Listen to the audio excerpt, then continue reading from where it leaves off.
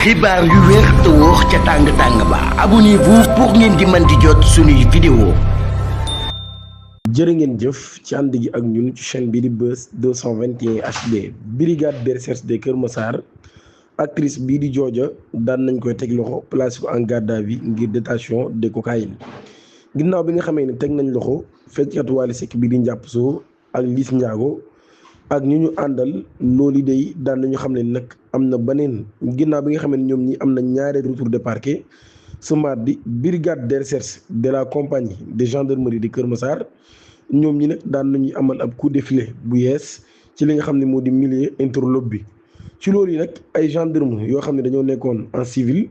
ci benn oto boo xam ne oto bu ñu banaliser la ñoom ñi ñoo interpellé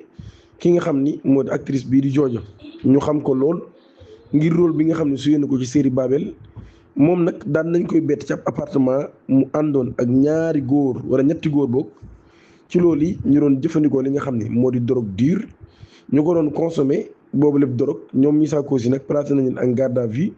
ginnaaw bi nga xamee ni daan nañu am avis bu procureur bi Saliou Dicko chef du parquet de Pikine Guédiawaye bu ñu sukkandikoo ci ay sources yu Seneweb Jojo nag ci fàttali c'est pas une première ñu koy dégg ci coow lu mel nii ndax fan ñu génn rek lu matul fukki fan ak juróom am na ay vidéo yu fuité Jojo ci boppam nekk ci vidéo yi yor ab biridel di ci jëfandikoo loo xam ne pierre de crack la maanaam doon ko jëfandikoo mu nekk ab drogue boo xam ni drogue dure la moom Jojo ci boppam ba loolu daal di juróon li nga xam ni moo di ay débat ci public bi loolu nag ñu bari doon wax sax li nga xam ne mën na koo yàqee jeunesse bi waaye ak ndax yoon daf ko war a interpeller jàpp ko ci boobee la mbir waaye nag dafa mel ni dañ koo jàpp en flagrant délit fekk ko muy jëfandikoo li nga xam ni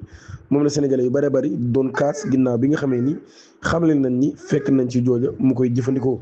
di ñaan ngeen abonné activer cloche notification bi te aimé vidéo bi jërë ngeen jëf.